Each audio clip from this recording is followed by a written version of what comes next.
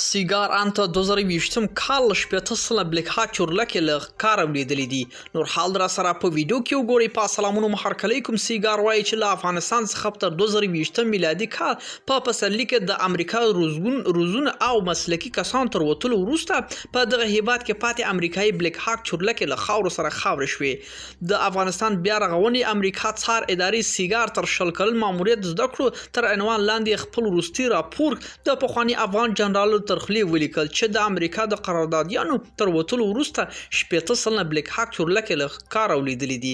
یا جنرال ویل چې نه امریکایي چارواکو او نه هم د وخت افغان رژیم یا د چورلکو د بیا فعالولو لپاره کوم پلان درلودو چې بل اخر یا د چورلکه له خاور سره خاور شوي. سیګار چې په افغانستان کې د متحده ایالاتو تیرو 12 بیا رغونې هڅې کړې دي.